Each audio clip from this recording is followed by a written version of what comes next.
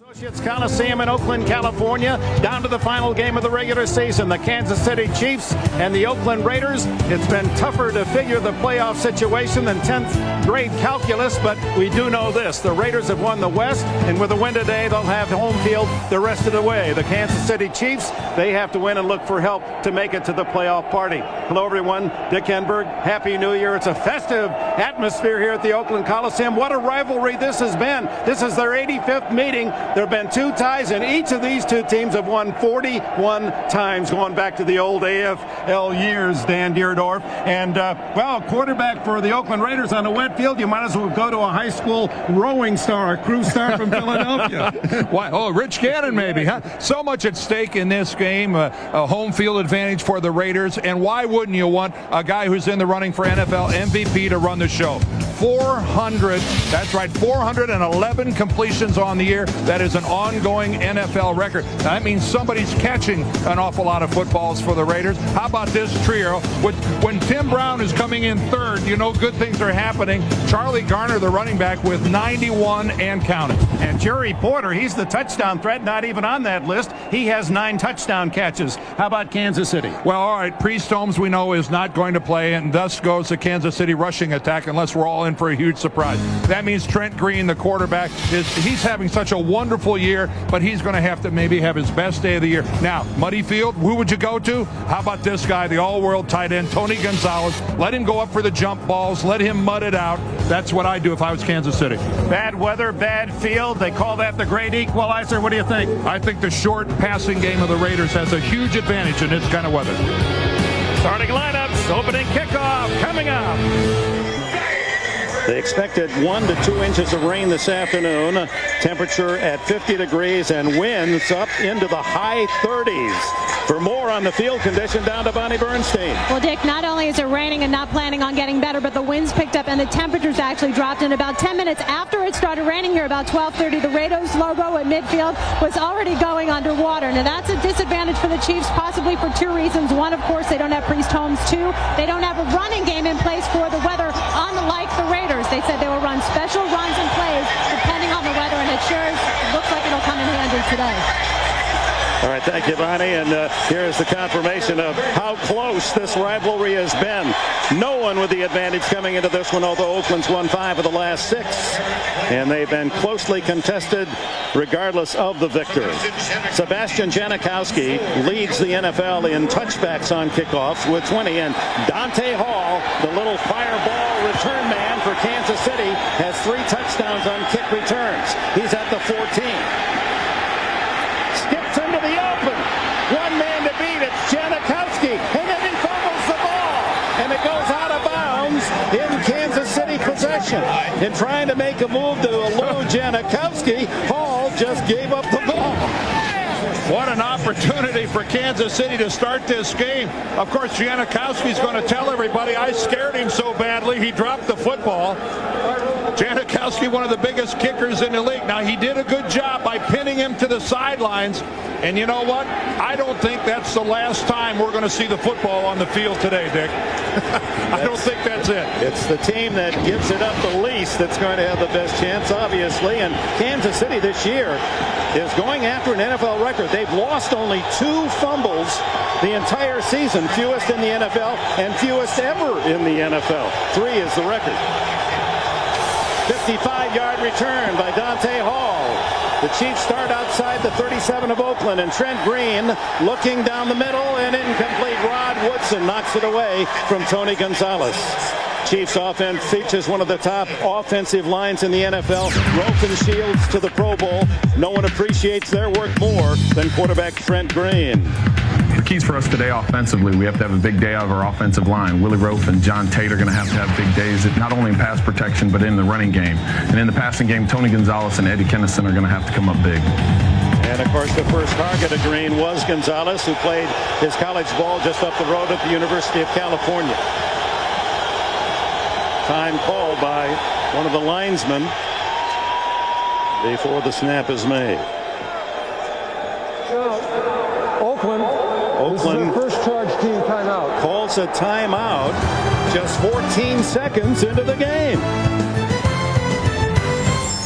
Come back. back, everybody. Well, the Raiders got 6 guys up here, and count of 1, 2, 3, 4, 5, 6 guys back there, and that's after they ran one guy off down here at the bottom.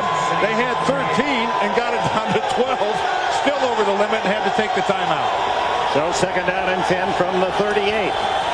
Michael Cloud, and he has stopped, may have gained a yard. Cloud playing for the injured Priest Holmes. As we look at the starters on defense for the Raiders, they're the 4th best in the league against the rush.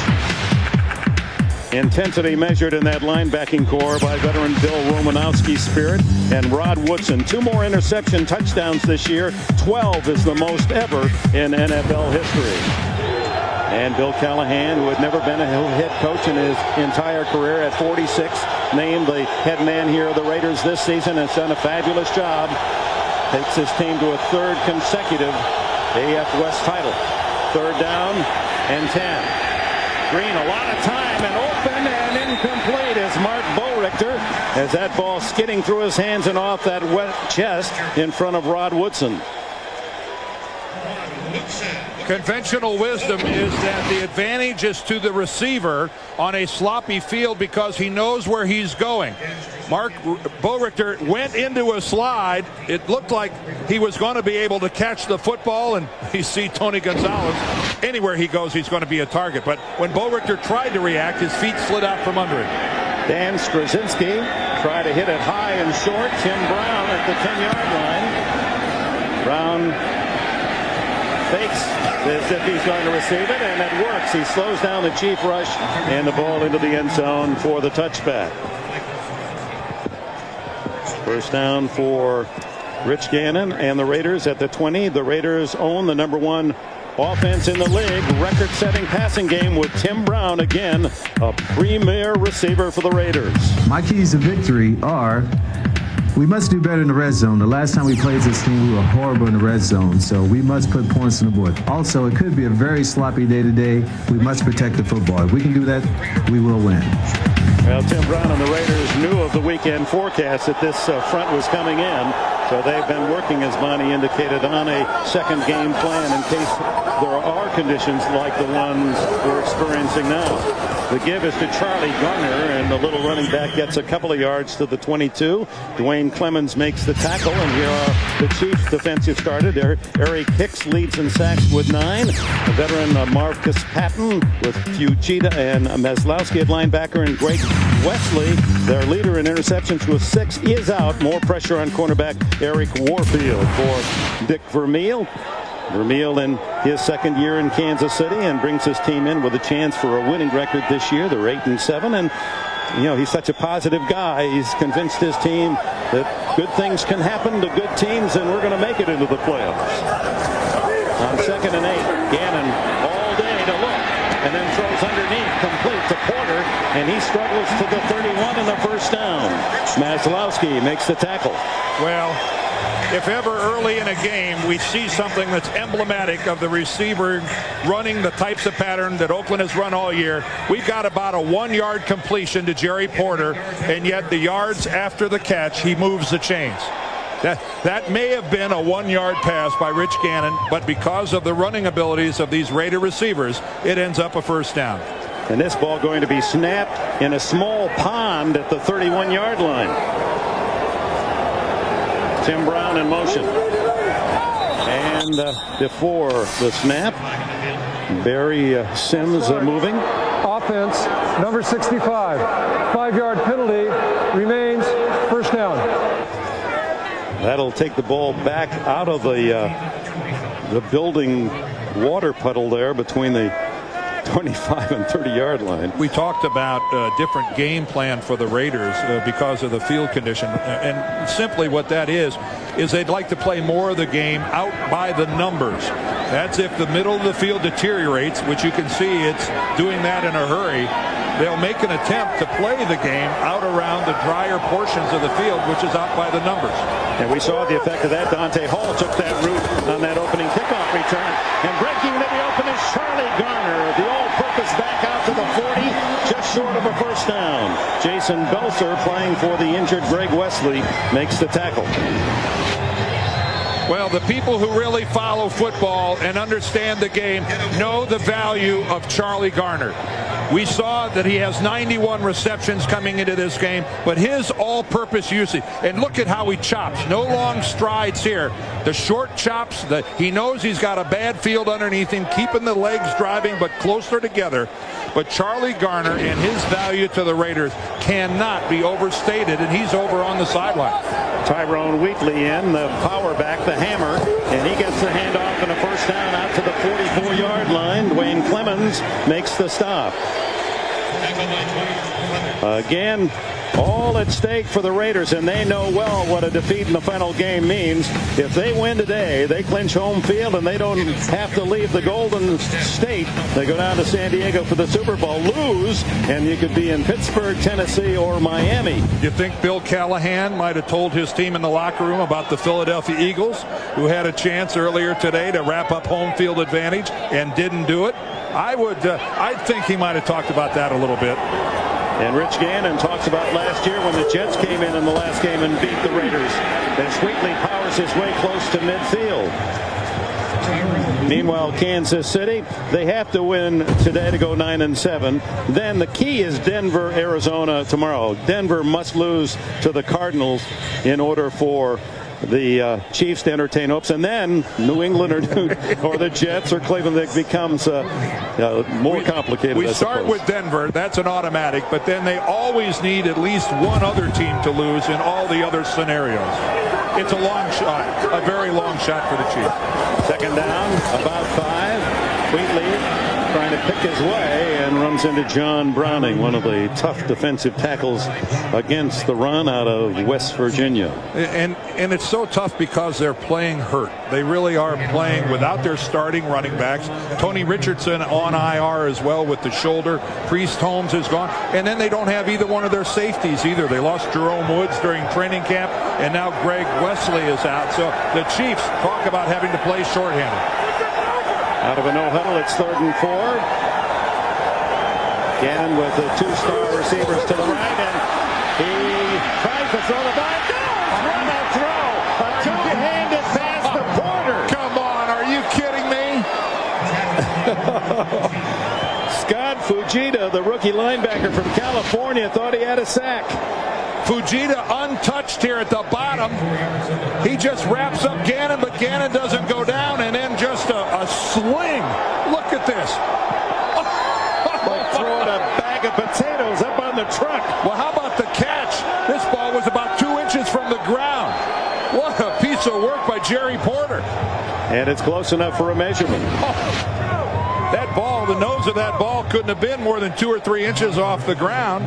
Considering the fact that it's soaking wet, that was some effort by Jerry Porter. A foot short of the first down, brings up 4th.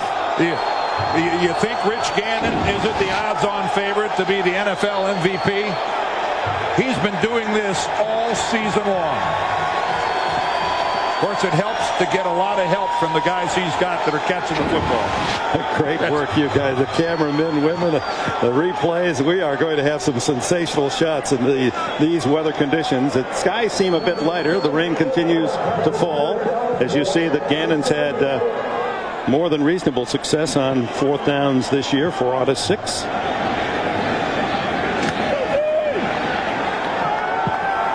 Zach Crockett, who is their ace short yardage runner. Number 32 is a tailback. He gets it and dives forward. Didn't need much. He got a yard. It's going to be right on that yellow line. And that is a bold move by Bill Callahan. Give him credit. Conventional wisdom would be, hey, pin this Chiefs offense way back in their own territory with a little pooch punt. But at midfield, taking a chance on 4th and short. That's, well, why not? Lincoln Kennedy, number 72, Mo Collins, Barrett Robbins, another Pro Bowler. And the guy, as Dick said, who never lets him down in short yardage, Zach Crockett. But that's a gutsy call by Callahan.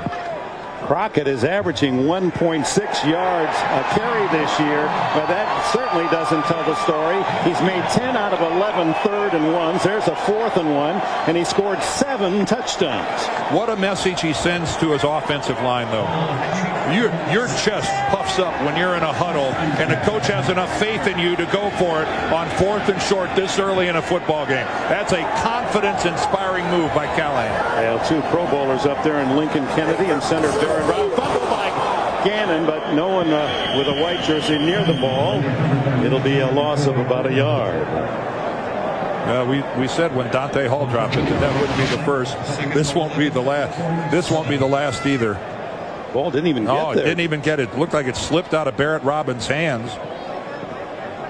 It started on the way up, but it looked like he lost control of it, bumping his leg on the way up. Takes a lot of concentration when the ball gets to be this wet by both center and QB. Triple left and then Brown in motion. And then the handoff inside to Garner. Picks the spot. Boy, he's slippery. And down to the 39-yard line he goes. Where it'll be 3rd down and 3, and we go to B squared.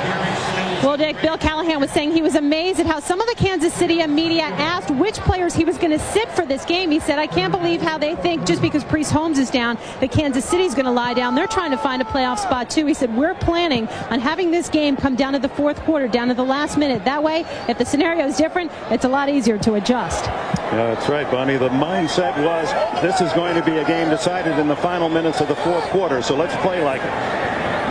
3rd and 4. Gannon, plenty of time. Wheatley. Now, under normal conditions, Wheatley would have pulled that in, but that ball, it's a wet rock, and you're trying to feel your way through the wet turf. Incomplete. Well, Tyrone Wheatley is a much better runner than he is a receiver. This is not his specialty. And Rich Gannon put the ball up. Yeah, it's high. It could have been a lot lower, and that would have been a very tough catch under these conditions. But keep in mind, Charlie Garner is the receiver out of the backfield. Wheatley only has a dozen catches on the year. The brilliant Dante Hall, who has returned every Kansas City punt this year, is back. We've already seen his talent as Shane Leckler hits a wobbler. The fair catch by Hall at his 13-yard line. So each team with a chance. No score here in Oakland. 7 minutes remain in the opening quarter.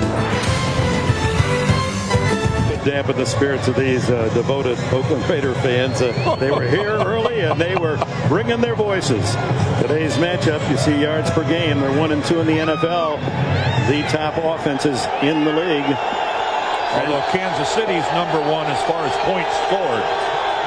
I'll take that over yards. Priest Holmes, the top touchdown maker in the league, not here with that injury. The quick toss is a successful one to Mike Cloud, and then he is belted by Terrence Shaw after a gain of about 7.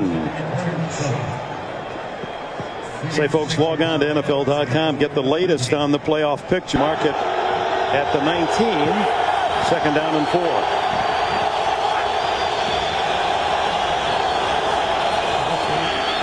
And off inside, and it's Cloud again, who picks up a couple of yards and then gets up again. All of a sudden, Mike Cloud realized that he hadn't heard a whistle blow. The officials on the spot ruling that, at least initially, it looked like he wasn't down by contact. Where are they going to spot this ball? Back where he went down initially, there wasn't a whistle, but there was a loud gurgle. I think the whistle was loaded up with some of this precipitation. Looks like somebody yelled at Cloud, keep going. 3rd down and a long 2. Hall is the slot man. And they get it inside to Cloud, and Cloud is close to the 1st down. John Perello, former San Diego Charger, 9 years down south, and a big unrestricted free agent pickup. They praised his ability to tie up 2 men in that offensive line. When 2 talented guys are the people he'll have to tie up, because if the Chiefs have a fallback position in this game, it's going to be their offensive line. They might be the best offensive line in the National Football League. Roth, Waters, Wigman, Shields, and Tate. So without, Priest Holmes is gone, Richardson is gone, but the outstanding blockers remain. Cloud picked up the first down. Fake to Cloud, and Green underneath, complete at the 31-yard line to Eddie Kennison, his first reception today, and a gain of around 7. Terrence Shaw, the tackler. As I watched Kansas City play, Dick Vermeil said, the one thing I know for sure, I don't have to worry about effort. That will be there. And I will not talk about players who are injured. I will not even mention their names, because you do not plant the seeds of an excuse in the remaining players' minds. They're good enough. You're here in the NFL. You win it. Go earn your paycheck. Second and short. Handoff inside to Cloud, and read well by defensive end Lawrence Grant, the second-year defender from Oregon State. Priest Holmes, how much do you take out of the offense when he is left at home? Those are staggering numbers. 24 touchdowns. Yes. He only 2 behind Marshall Faulk's NFL record, which you have to assume if he would have been able to play in the 2 remaining games that he missed, he would have broken that record. He probably would have led the NFL in rushing. But we've been told, and Kansas City insists, it's not a career-threatening injury. 3rd and 2. The quick throw is incomplete. Derek Blaylock just into the game, covered well by Eric Barton. Just to underline Priest Holmes, it's not only his statistics but his spirit. He met the team as they left yesterday for Oakland, as you see again the troubles in the great pictures. and unfortunately for Kansas City, it was a perfectly thrown pass by Trent Green. He could not have dropped that in any better onto the hands of Blaylock. Veritable aqua slide. Straczynski handles a low snap, a short, wobbly kick. Takes no bounce at all and is down at the 45. Yeah, Holmes saw the team off yesterday, say, just like war, you leave the wounded at home, but go get them in Oakland. Win yours a Happy New Year. Big tackle named after 2 presidents. Bigger. University of Washington. And bigger than 2 presidents. And one of the nicest guys in the game. What a good guy. He's Mount Rushmore on that right side of the line, going to his 3rd Pro Bowl. Gannon fires and complete. And it's Jerry Rice with his first catch in front of William Barty. The Raiders have been the best in the league in scoring in the first quarter, 116 points. Well, you think this guy has any experience in running patterns in sloppy weather? Just playing his career across the bay at Candlestick, which notoriously for, really notorious for having a bad field. Jerry Rice, maybe the best in the business if you put him on a muddy track. Chop, chop, chop, chop, chop. That's what his feet are going to look like. 257 games in a row now that Rice has caught a pass. And it's Garner skirting the left side and has a first down at the Kansas City 45. And this rain and wet field has created some interesting pictures. Well, you knew the minute that it started to rain, we were going to see things like this. Hall fumbles. Gonzalez gets knocked out. Look at Charlie Garner. Football's rolling around on the field. It's only going to get worse. The rain is still coming down, but to the field, even if it stopped raining right now, the damage has been done. 25 to the 25. You hydroplane if you're in the middle of the field. Gannon, plenty of time. He's going to scramble and slides down at the 41. Well, tomorrow night, as always, Sunday night means 60 minutes on. Pressman, who's the offensive coordinator for the Raiders and who deserves major kudos for the way he has distributed the ball, kept everybody happy, and he's been very innovative. Gannon with Garner in the backfield. 3 wides. Rice and Brown to the left. Pumps to Porter. Down the middle is Brown. Wide open to the 20-yard line. And on a dry field, that was a touchdown. Ray Crockett was the Kansas City corner that was attempting the coverage. But the play action and the pump has a lot of meaning when you run the ball like the Raiders. And then out of that pile of people comes that sidearm sling from Rich Gannon. It wasn't perfect, It wasn't perfect. It was well behind Tim Brown, but under these kind of conditions, it was more than acceptable, and Brown did a nice job of reacting back to the football, and luckily Crockett's coverage was so far off, he could do so. Brown now over 1,000 catches. He's second to Rice in most yardage receiving, and now it's Garner's turn. Runs right by the defensive back. I don't know what he was looking at, and he's out of bounds close to another first down at the 10. Well, I hate to talk about Ray Crockett again, but what was he doing? What? You're going to see number 39 come up from the left-hand side right here. Ray, what are you doing? Your job is to tackle the guy with the football, and Charlie Garner just ducks to the outside of it. It's like mud flew up in his eyes or something. He didn't see him. Ball spotted at the 11. First down, Raiders. Down to the final minute of this opening quarter. It's Garner for a yard. Charlie Garner with the carry. Stuffed by Lou Bush, the veteran linebacker from Washington State. These guys right now are playing on by far and away the best part of this field. Inside the 10-yard line here, going into the end zone to our left. As you survey this field, certainly appears to be the best footing and the most solid chunk of ground inside the Coliseum. They have to run a play before the end of the quarter, down to 15 seconds. Yeah, if they don't score, they're going to have to move. Brown and Rice to the top of your picture, two tight ends, and back to Garner. Cuts inside, and he's down to the 2. Fujita made the tackle a yard short of the first down. At the end of this opening quarter, when we come back, the Raiders just a couple yards away from taking the early lead.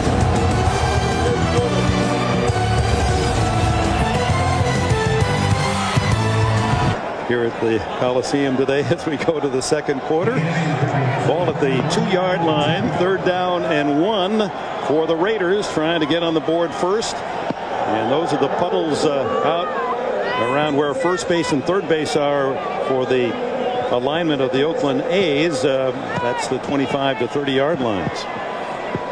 They've converted 78%. Down in 3rd and 1, and that's because of the success of Zach Crockett and that offensive line. Let's see if Crockett is in there. Yes. With John Ritchie, the fullback, lined up in front of him.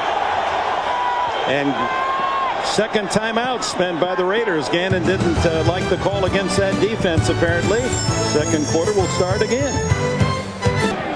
Only 25 yards rushing in the red zone, but how productive he has been. Zach Crockett, 7 touchdowns. This is a 3rd and 1 after the timeout. And this is where Bill Callahan likes to use 2 big linemen as bookends, although he does have Doug Jolly as a tight end. The give to Crockett hits the middle of the line, and he needed 1 for the first down. He didn't get the touchdown, but appears to be inside the 1 and a 1st and goal. Marcus Patton met him in the hole. Well, that was the change they made when Rich Gannon took the timeout. He had the wrong personnel out on the field because Matt Stinchcomb was at one tight end, Walker at the other. As you said, Jolly comes in. And take a look at that. Marcus Patton meets Zach Crockett 2 yards from where they end up. But the advantage really lies with Crockett there. Pretty tough for a linebacker to get a good solid footing to try to slow down a 250-pound guy coming straight at you. Ooh, umpire goes down. Crockett, but a flag into the center of the pile. And you see the linesman is not as yet signaled touchdown, but let's see the Daryl Jenkins, the umpire, he threw that flag with some velocity. That flag was thrown in anger. That was kind of a Nolan Ryan, Doug. He's definitely got hold. You can see him telling Tony Correnti that I've got holding in there. Well, 1st and goal inside the 1. How punishing is this penalty? You know, as a lineman, you always hated it when an official threw a flag like that. It was like, I'm not holding you. Don't take it so personally that you wing it like that. Tony Correnti's our referee. Holding, offense, number 63. 10-yard penalty, repeat, first down. Center Barrett Robbins going to his first Pro Bowl. Had a great year. Well, congratulations to Barrett Robbins for his first Pro Bowl. I know how exciting that is. You dream all your life about, am I good enough to go to a Pro Bowl? Do my fellow players and fans and coaches think that I'm worthy? And when you finally get that notification, your heart instantly goes to about 150 beats a minute. The penalty out to the 10.5, first and goal. And it's Garner up the middle. And he's all the way to the 1 before Shenard Hartz can make the tackle from his safety spot. Oh, look at this job by Robbins, Collins, and Kennedy over to the right side. Barrett Robbins just moves John Browning out of the way, and Charlie Garner, boy, when a running back gets to go downhill like that, even when you're not a big guy, you still take advantage. Second and goal from the 1. Oh, they're confused again here. Gannon and Porter and Brown. So Porter just locks in, now goes in motion. And it's Garner easily walks it in for the touchdown. His 7th rushing touchdown, his 11th total this year. Well, the confusion at the beginning of the play looked like it belonged to the Raiders. At the end of the play to Kansas City, as Charlie Garner is not even touched until Eric Warfield gives him a little nudge back in the end zone after he's already scored. That drive started after the short punt by Straczynski of 24 yards as the Raiders took over at the 45. Janikowski for the point after. And the Raiders go 55 yards in 10 plays. A little over 5 minutes to take the lead. 7-0. 13 minutes left in the first half. Whether by design or influenced by the weather, out of character, the Raiders, the #1 passing team in the NFL, have thrown only 5 passes but have run 16 times, and Garner paying off that 55-yard drive from 1 yard away as Janikowski lines one down to Hall, and it scoots into the end zone. Hall will take the touchback. Pretty much of a perfect kick, of course, for a guy whose nickname is Seabass. He'd be right at home in this weather, wouldn't he? You hook him, you got a big one too. Tough to get in the boat. A happy New Year 2003 means continued action in the playoffs. 7-0 Oakland from the 20. Green to throw. Skips away. Boy, that was clever. And races to the 25, and whoa, the skid, the slide, the submariner out of bounds. Napoleon Harris makes the tackle. Well, if Trent wasn't soaked before that, he is soaked now. Needs to go in the rinse cycle. This looks like turkey bowling when he when he hits.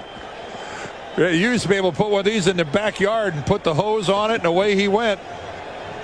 A lot of entertainment when you were a kid for not much in the way of money. I'd say Trent got about a 9.4 on that slide. Yeah, and 6 yards to boot.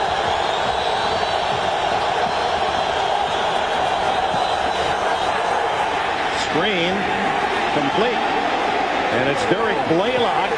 Has some speed and all the way out to the 47-yard line and a first down. Blaylock, his first catch of the season. He's playing because of the injury, of course, to Priest Holmes. Well, a couple good blocks here. The first one's going to come from Brian Waters, who's out in front right there, although it looked to me to be from behind. And then center Casey Wigman. Look at the block that he gets right there on rookie Napoleon Harris, the middle linebacker. Waters kind of made a little nudge in the back there. I think he spun around looking for the flag and was mighty glad to find that there wasn't one on the field. 21-yard play from the 47. Green stumbles as he leaves center, throws into the flat for Gonzalez, and no chance. And look who was covering Gonzalez, number 99, DeLawrence Grant, the defensive end. Well, you saw that variation there by Chuck Bresnahan, the defensive coordinator of the Raiders. Came with the all-out blitz up the middle and had the coverage by a defensive lineman. Took a real chance there. There is Bresnahan. Upset at the officials. Might still be complaining about that clip. 2nd and 10. The draw play to Cloud. And that's what he ran into, a black and silver cloud, a heavy one. Cumulus. Nimbus. Some electricity in that defensive charge. Trace Armstrong not playing today for the Raiders. He had a groin that he hurt last week in the game against Denver, and so we're having to fill in guys like Ioane and Upshaw and Chris Cooper are going to have to fill. What a game Armstrong had last week. Huh? 3 sacks and an interception.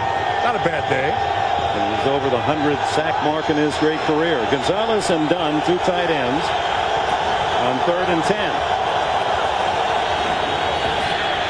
Green down the middle, almost intercepted, and Rod Woodson and Derek Gibson, and it was Gibson, I believe, who made the initial move. And 26 and 36 trying to collaborate on an interception. Well, this was real close to 6 points. Real close to 6 points. Does Rod Woodson do that as well as anyone who's ever played? Well, he's just a ball magnet, and normally he converts that, but you can see how wet it is. Ball went right through his hands and hit him right in the face mask. If he wasn't wearing a face mask, he'd have a bloody nose. Krasinski just does get this wobbler away, and it dives in the water at the 25-yard line. That was Zach Crockett putting pressure on the punter. Another short kick, 28 yards for Straczynski. Our producer, Lance Sparrow, and Mike Arnold, our director, Dick Enberg, Dan Dierdorff, Bonnie Bernstein from rainy Oakland, California, where the Raiders are trying to sew up the top seed in the AFC and stay home in California all the way to San Diego in the Super Bowl. They lead 7-0.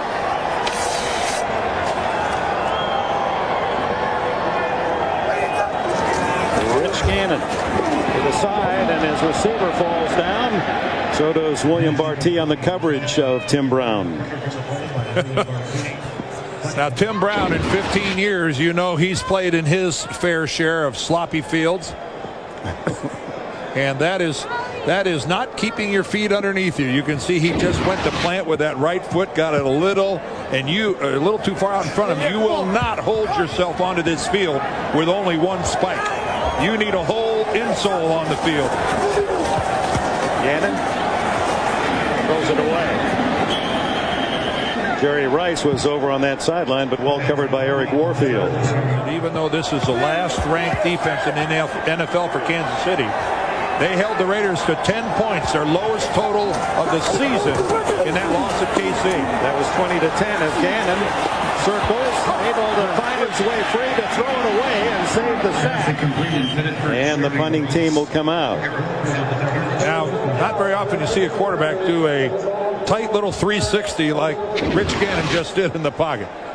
This guy's 37 years old, and look at his movements. Well, I'll just come back, and you know what? I'll end up right where I started. Toe loop. And the pocket is still there. That's the amazing thing. Very good look at big Lincoln Kennedy right in front of him, maintaining the credibility of that pocket. Wow, he is something else, Rich Gannon. He is at 37. Shane Leckler to Dante Hall, and that's a beautiful kick. Hall all the way back to the 25. Oh, what a block. 40. Picks up another block. And he's wrestled down at the 43-yard line by Marcus Williams. Ray Crockett really leveled an oncoming Raider with an open field block. Timeout. 10:04 left in the half.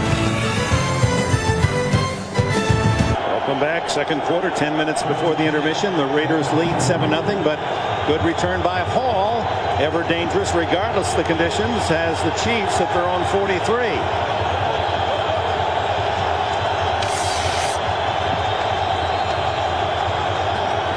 Trent Green with a little shovel pass to Hall, and he's tripped up after a gain of 4 to the 47. A good move by the Chiefs trying to get the ball to Hall because of his open field prowess. Of course, as we just saw on that punt return, Dante Hall. But watch this. That's Alvis Whitted. He has the unenviable task of trying to tackle Dante Hall, but then he just gets cleaned by Clint Finley, number 38, coming from your left. What a shot. What a shot by Finley. And he waited until Whitted had turned upfield and hit him head on. Cloud, power powers his way to the Raider 49, yard and a half shy of a first down as we go down to Bonnie Bernstein. Dick, regardless of the weather, Trent Green's just happy to be playing because after being with 4 NFL teams, 1 CFL team, he really feels this is the first time in his career he's been in one place long enough to prove himself. He said, after I struggled last year, and keep in mind he threw a league-high 24 interceptions, I was so disappointed because Dick Vermeil and Al Saunders brought me over here. This year, things have turned around, one of the more prolific offenses in the league, and he said if we can make the playoffs, it'll make it all that much more sweet. And he has been key, 26 touchdowns, only 12 interceptions for Green. Third and short, out of the backfield. What a catch by Bo Richter. And the rookie from NAIA Hastings of Nebraska, and a couple of years tutoring up in the CFL, makes a big first down catch. Mark Bo Richter had that 99-yarder last week, and this kid is here to stay. Tremendous size at 6'3", and he even looks taller than that, but awesome speed. Awesome speed. This is a 4.40 guy who's just really learning the game here in the National Football League. And Dick, after talking to him, he's got tons of confidence. He does indeed. Not cockiness, but he's confident he belongs. First down for Green. Throws it long this time, and it's intercepted. It's intended for Bo Richter, and Rod Woodson has his 8th of the year. And I won't drop it again. I dropped one last series. Rod Woodson finds himself in great position because of his knowledge of the game. But he has such a feel for where the football is going to be. And Trent Green, you could see the ball at that angle slip out of his hand. You could see it slip out of his hand. It becomes a real underthrow. And only guy that has a shot at that is Rod Woodson. Bo Richter has no chance at it. A wet ball in the rain, a pretty easy interception for Rod Woodson. And Woodson on his way to his 11th Pro Bowl. That moves him into the number 3 spot all time. That's his 69th career interception. Only Night Train Lane in second place, and Paul Krause had picked off more than Rod Woodson. What a truly great player he has been. And at his age, he's a second eldest on the team to Jerry Rice. He's well on his way to 38. Well, he had 3 interceptions against Tennessee in what is a monster game for the Raiders, because if they end up with the same record as the Titans, it guarantees the home field advantage to the Raiders. And Rod Woodson, how many times has he waved to the cameras after an interception? Chasing Paul Krause. That's something. Second down and 8. And there's Garner skipping through the water, and a first down out to the 34. Belser and Hartz, the 2 safety men for Kansas City, required to make the stop. If you were paying Charlie Garner by the step, you'd owe him a lot of money after this run. They were coming so quickly there, you can't even count them. That's the way you got to do it on a sloppy track like this. Kick mud in the eyes of the defenders. Maybe they'll miss you. From the 34, leading 7-0 with 7 minutes left in the half. It's Tyrone Wheatley as they go to the big back, and he romps out to the 44-yard line before Eric Warfield can bump him out. Ooh, the big guys are playing a little smash mouth now. Lincoln Kennedy, Mo Collins, Barrett Robbins hammering away over there. They probably average about 50 pounds a man more than the defensive line of the Chiefs. There's Lincoln right there playing with a bad groin. This is a guy that just got elected to his 3rd straight Pro Bowl. Wheatley again. Hit at the 45, but not until he picked up a Raider first down. Derek Ransom, the biggest of the defensive linemen at 306 pounds. That's a lightweight when you talk about the offensive line of the Raiders. And I'm watching Lincoln Kennedy try to get back to the huddle. He's in obvious pain. This is a guy he's struggling right now. And if the Raiders, and if talk about incentive of getting that week off, there's a guy that could really use it, because he's really working hard to stay in this game. Now it's Garner. Slips out of a tackle and has a first down at the Chief 43. Hicks made the tackle. Dwayne Clemens had him for little gain, but Garner, ever elusive, takes a short gainer into a first down. I mean, keep in mind, Charlie Garner has run the football this season at almost a 5.5 yard per average click. That's pretty good. And here's Big Lincoln at right tackle. Boy, when he's coming out at you, he just finds himself on Jason Belzer. I'm sure he was really excited about that. Back to Garner. Stop-start, and he's down to the 39 with almost a 5-yard pickup before Ray Crockett can make the tackle. I'm going to say something really crazy about Charlie Garner, and you look at what he's done so far. Rich Gannon may win the MVP award of the National Football League. I'm not so sure Charlie Garner isn't the MVP of the Raiders. I don't want to discount what Rich Gannon has done because he's been extraordinary. But what Charlie Garner has meant to this football team, both running and receiving, tough to beat his act. Wheatley in for him. He runs through a tackle, runs through another tackle, and down to the 32. A Raider first down.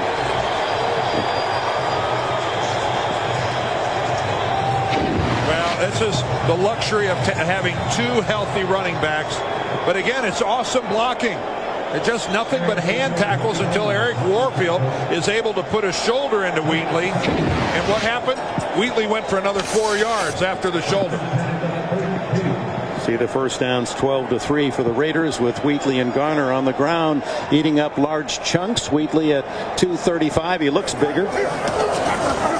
Gets the call again, and the former Michigan Stars to the 30-yard line on first down, a pickup of just 3. Hicks and Browning collaborate on the stop along with Eric Downing.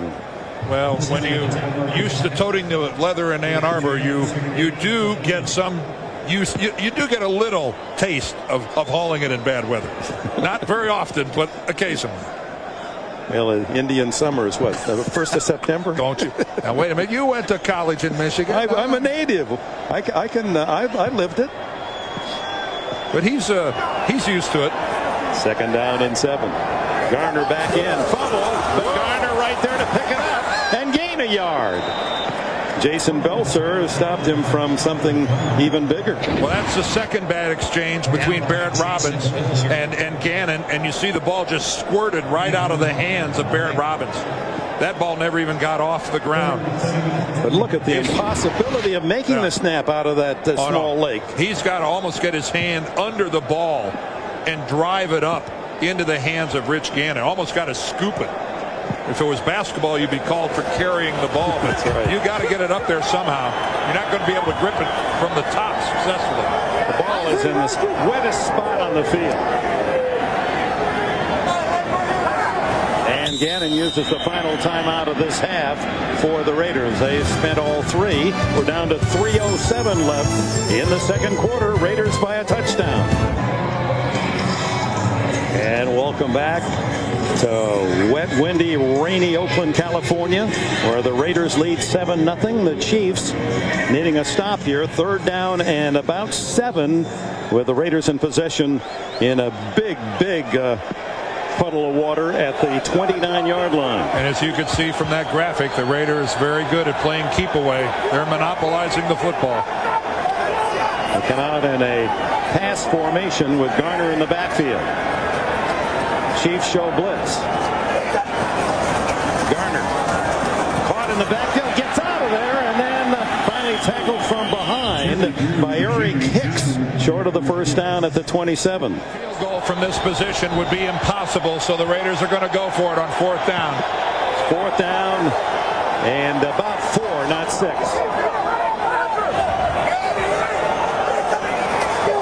And Gannon to throw for it over the middle, complete to Tim Brown. First down at the 16.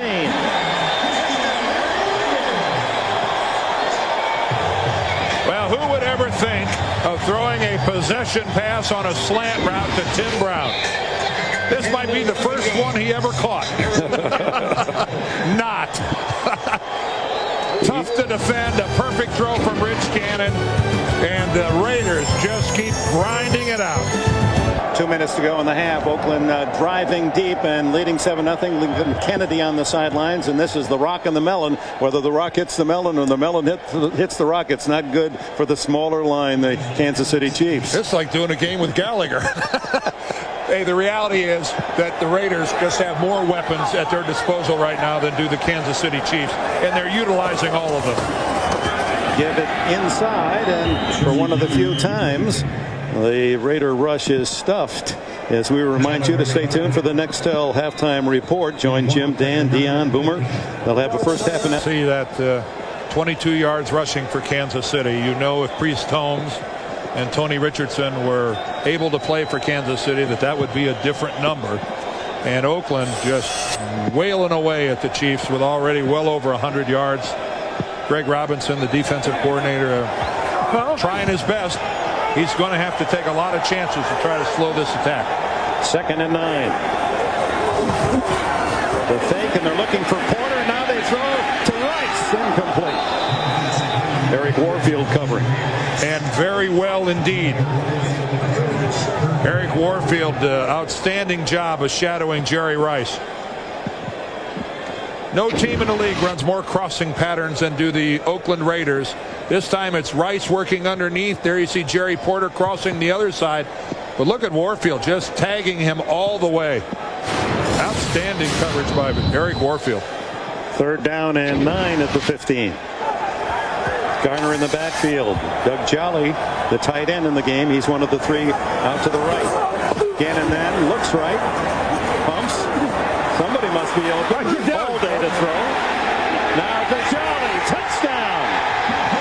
Doug Jolly, the rookie from BYU, with his 2nd touchdown of the year. Well, that's just not fair to the Kansas City secondary that they have to try to cover somebody for 8 or 9 seconds. What a job of pass protection by the front wall of the Raiders. Only a 3-man rush for the Chiefs, and that proved to be a mistake. Somebody had to come open, and Jolly finally beats Belzer. I don't care if you got 8 guys in coverage or not. After 8 seconds, somebody's going to break free. Janikowski adds the extra point. The Raiders, through this wet, muddy field, go 80 yards in 14 plays. And the pass to Jolly, the payoff. The interesting thing is Rich Gannon only threw it because he found somebody open. He didn't have to throw it even when he threw it. Watch this. Still nobody anywhere near him. And trust me, he could have held on to this football for at least another 3 or 4 seconds. Now the Chiefs got 8 people in coverage, but after a while, Jason Belzer just lost track of Doug Jolly. And I'll tell you something, Jolly had a tremendous block on the touchdown run by Charlie Garner. He had the best block of anybody up front. Look at that block there by Frank Middleton. And now Jolly gets a touchdown of his own. And I'll tell you something, he deserved that after the block he made on Charlie Garner's touchdown run. You talk about that block, as you see Gannon celebrate, Jolly may have learned that from his dad. You remember Gordon Jolly played 7 years in the NFL with the Lions and Seahawks. And I also remember that the Raiders had another tight end from BYU, didn't they? Mr. Christensen. Yeah, some guy named Todd Christensen, who was obviously a tremendous tight end here.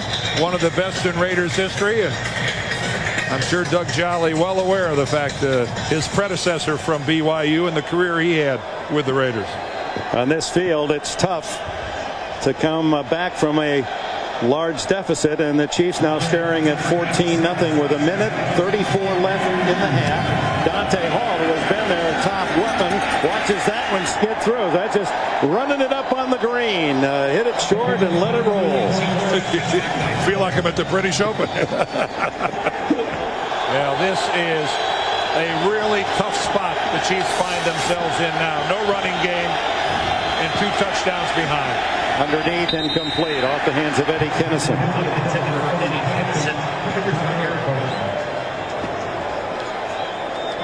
Punt interception. The story for the Chiefs in this opening half. And again, I don't want to belabor the point, but they really entered this game shorthanded offensively without Priest Holmes and without Tony Richardson. It's just I know that Tony Gonzalez is the best tight end in football, and Trent Green is having a great year, and it's a wonderful line. But without Priest Holmes, it's really a struggle. And, Tony Richardson, the great blocker, is on the sideline, and Johnny Morton is at a catch. They're ruling it a catch at the 29, a yard short of a first down. Remember when Richardson was injured at Denver, that was the first thing that came to Dick Vermeil's mind. I have to take out half my plays without Richardson. What a catch. Look at Johnny Morton get that football, although he didn't really maintain possession of it after he went out. That's one of those that could be looked at from up in the booth, and I think it's going to be. We're inside 2 minutes. The replay booth could look at it if they want, and I think they are. That ball came loose when Johnny Morton hit the ground. You must hit the ground and maintain possession of the football. And under these wet conditions, how long of a skid are you allowed before you lose it? I think we'll take a couple different looks at it. This is not coming from the sidelines. This is coming from upstairs. When does the ball come out of there? Can't quite see from there. I think we'll get a better look here.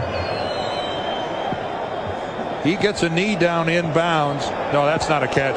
That's not a catch. Possess the ball before going out of bounds. No, that'll be overturned. I think that's pretty much of a no-brainer right there. Wonderful effort. The receiver never possessed the ball going out of bounds. Therefore, the pass will be ruled incomplete. The down will be third down with 10 yards to gain at the 20-yard line. Tony, why did it take you so long to figure that out? The ball's on the ground right there. It's on the ground right there. That's about as easy as it comes. So it's third down and 1. Even that guy knew it. And I'm not sure how much that guy knows, but I'll bet you he knew that was an incomplete pass. I just heard your limo driver turn off the ignition. Yeah, right. That was my other job. Third down and 10. And Bo Richter lined up at fullback now, out to the right side. Derek Blaylock is the setback. Green underneath, complete but short of the first down as Tony Gonzalez is whacked by Rod Woodson. And the old man can still lower the shoulder as well. Well, poor Tony Gonzalez, it's just a short pass, a high ball. He goes up and snares it. He holds on to it, but when you're that big, that good, you are a target. And you look at Rod Woodson over on, I'm not so sure that maybe Rod didn't get the worst end of that collision. Well, they can let it run down because there's no chance for the Raiders to call time, and the play clock is 9-8. And now the Chiefs are the ones who call time with 46 seconds left. They have one timeout remaining. It's 14-0 Raiders in the rain in Oakland. Back at the Coliseum in Oakland, Lincoln Kennedy limping back to the locker room. The Raiders have a lot of banged up bruises, a lot of limps in their giddy up. They haven't had any weeks off since back week 3. Their bye came early. And that's what's so crucial for the Raiders, playing for the home field advantage and a week off if they win today. Straczynski to punt to Tim Brown, who's moved way up near the 40-yard line. Straczynski's had 2 short kicks. And another. Takes a little bit of a cheap roll to the 40-yard line and is blown dead with 35 seconds left. So the Raiders, despite the fact they have no timeouts, have the ball at the 40 and a chance for more. Bonnie? Dick, just an update for you on the Raiders. Lincoln Kennedy suffered a left groin pull. He went into the locker room because they want to do some tests and observe him at halftime. He's questionable right now. Hopefully I'll have another update after the half. All right, thanks, Bonnie. And that means Langston Walker, number 66, will be playing at right tackle. He's a rookie from California, the number 2 draft pick of the Raiders. He's 6'8" and a growing 345. Oakland native, went to high school here at Bishop O'Dowd. And, of course, just played about, 15 miles right up the road at Cal, at Berkeley? That's right. Wheatley wrapped up by Marcus Patton. Just protecting the ball was Wheatley. Indication that may well be the last play of the half, and the Raiders are leaving the field. And we'll go to drier quarters, as will the Chiefs, with Oakland enjoying a 2-touchdown advantage. Well, you said it early, Dan. Size on a wet field is a tremendous advantage, and the Raiders are so much bigger in the pits than are the Chiefs. Pacific storm dictating some tough conditions, but the Raiders prevailing at least through the halfway mark, 14-0. And again, so much at stake for them. They get all the advantages with a win today. They're the #1 seed. Well, when you stop and think about it, if they were to lose this game, they could play next weekend. And as we saw, guys like Lincoln Kennedy nursing injuries, Charles Woodson, who had surgery on Christmas Eve on a broken leg and has a chance to play later. The rest very big for the Raiders. And if you look at the numbers here for the first half, they really reflect the total domination by the Oakland Raiders. You see only 63 yards of total offense here for Kansas City, and up here 125 yards rushing for the Raiders. Charlie Garner has 89 of those yards on a very sloppy field. So the Raiders have been playing keep away. The Kansas City Chiefs, without Priest Holmes, can't monopolize ball control on their side. So boy, do they face an uphill battle here in the half coming up. Marcus Knight, you saw him, number 83, back to return the kickoff to start this second half. Knight from the University of Michigan, where he was the wide receiver for Tom Brady, the New England Patriots Super Bowl quarterback of a year ago. And the Patriots in Miami play tomorrow. Big game here on CBS to decide who wins the AFC East and the advantages that go with that. Michael Husted to kick it off. Morton Anderson on the injured reserve after last week with his injury. Marcus Knight at the 12. Heads to dry land and then is tripped up at the 35. So we're going to start describing where someone is, whether they're in the water or on dry land. Well, you played in conditions like this many times, but you linemen love this stuff, don't you? Well, it's as an offensive lineman, you hated the fact that you didn't have great traction. But and because if you slipped, all of a sudden your guy could be on top of the quarterback. So you didn't want to leave something to chance. But it's you're right. It's normally a game where you don't see many people get hurt because the guys aren't moving fast enough to hit each other very hard. Raiders start from the 34 with Garner in the backfield behind Gannon. And he squirts through to the 38 before Marcus Patton makes another Chiefs tackle. Charlie Garner with more yardage rushing than the entire Kansas City offense in the first half, and on the season compared to a year ago, you see less touches of the ball, but the production over 400 more yards and 7 more touchdowns. And keep in mind that was coming into today's game, those numbers. So Charlie has certainly added to that, as you see already 16 rushes on the day, making 17. And another first down as he storms out to the 49. Well, we saw in the first half this offensive line of the Raiders really enforce their will on the defensive line of the Chiefs. And right now you see Charlie Garner's being the beneficiary of that. That was a huge hole off the right side. And this is a tough spot now for the Raiders defensive line. I mean, for the Chiefs defensive line. Somehow they got to start playing with some intensity. And Garner again kicking through the hole. Gains another 4 or 5. He's over the 100-yard mark on the afternoon, about 106, 107 yards now. John Browning made the tackle. And what is remarkable, and it's not just this game, it's when you watch these great pros week after week, under these conditions, we have not seen a fumble loss today. We've seen some fumbles, but we haven't seen a fumble loss. Couple of snaps from center that didn't quite get there, and Hall fumbled out of bounds on a kick return. Up the middle, Garner, and he just plows for a first down to the 41. Just methodically using Garner and Wheatley to spell him, just blowing through that defensive line of the Chiefs. Well, for Kansas City defensively, they give up a lot of yards anyway, but this is where all the negative thoughts start to creep into your head, that you're playing shorthanded on offense. Your offense hasn't even come close to scoring. These guys are huge and talented. They're banging away at you. It's a bad field.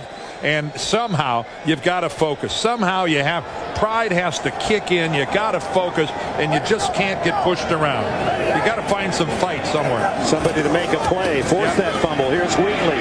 Nothing inside, so the big man goes outside and picks up substantial yardage. Jerry Rice helping with a little shelter block on the corner.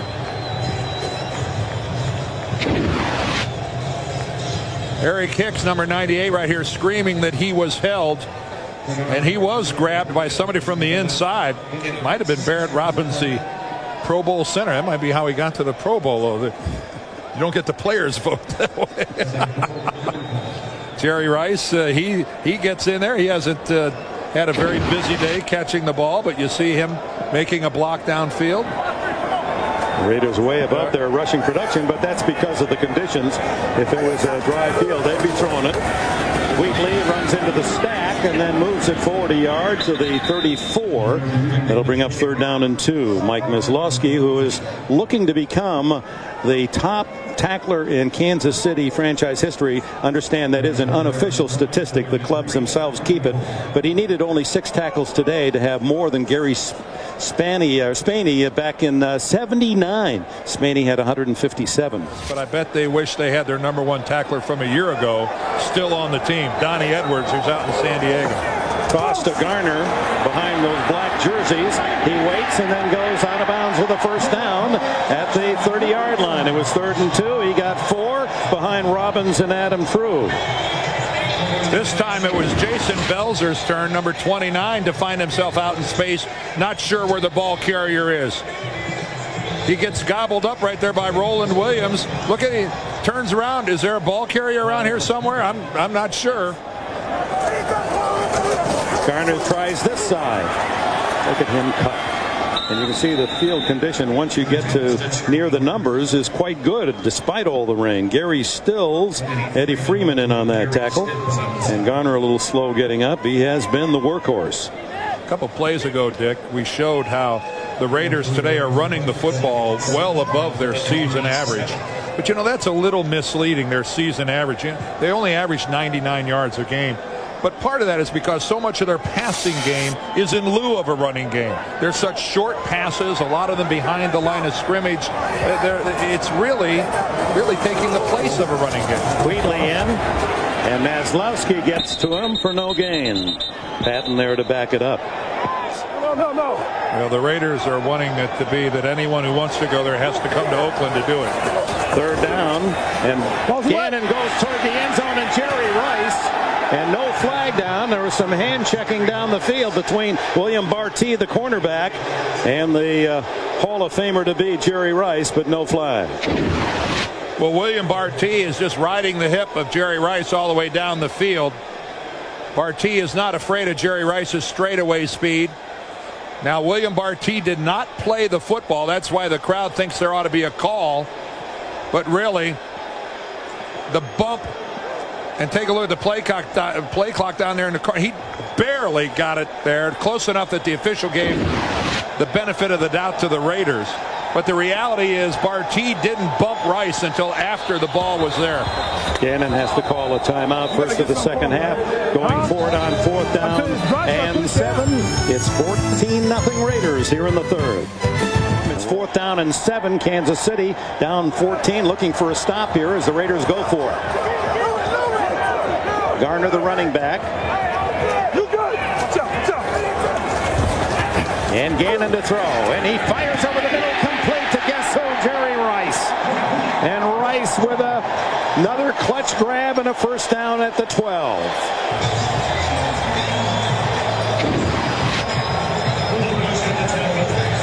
Well, if this line isn't run blocking, they're giving Rich Gannon a great look downfield. And you can see that Jason Belzer tried to make a play on the football, but he ran around Jerry Rice to the wrong side. And that allowed that throw from Gannon to be caught. Yeah, it sure looked like he had a chance to break it up. Garner starts, and gets a yard or 2. Big face mask. Dwayne Clemens got too much of the uniform. Oh, and that's going to be the personal foul kind. That spun Charlie Garner clear around. Charlie doesn't like it. You can see him there in the lower left. He's taken some exception to getting handled like that. That'll be half the distance from the 10. Personal foul, grabbing a face mask, defense. The penalty will be assessed. Half the distance to the goal. Automatic. First down. All the neck exercises you do, that's where it pays off. Dwayne Clemens just spun Charlie Garner's head all the way around.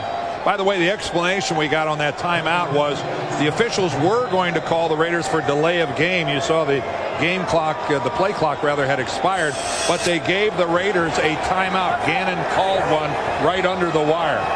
First and goal from the 5 for Gannon and the Raiders. And here's Garner. Gannon to Garner, and he gets a couple. Good defensive charge that time from Dwayne Clemens, perhaps motivated by making amends after the face mask call. Clemens from Riverside, California. 8th grade, sold peanuts at minor league baseball games there in his hometown on his way to the University of California, where he was a teammate of Tony Gonzalez. 14th play of this opening drive of the second half.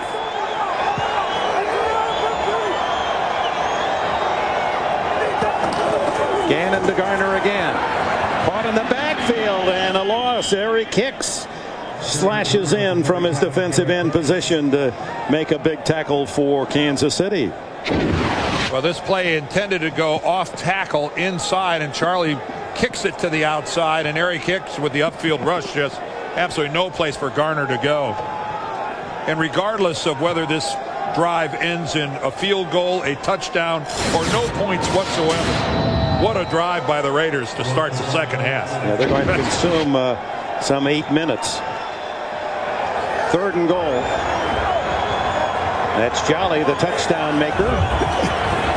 And under pressure, Gannon had to throw it away as up the middle, Lou Bush, the veteran linebacker, able to get through that big offensive wall. And out comes Janikowski in the field goal unit.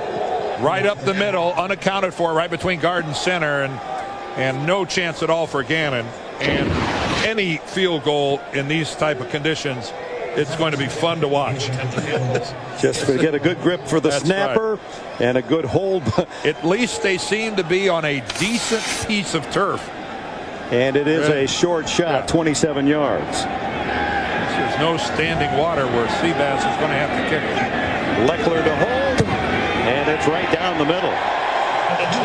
Janikowski's 26 for 33 on the season, and the Raiders up their lead to 17. As we approach New Year's Eve, they're in the mood to celebrate here in Oakland with a 17-0 lead. That guy's smarter than you think, though. It's dry in there. Stop and think about it. Hey, I give credit to every one of these fans. This is a miserable day to sit outside and watch a football game.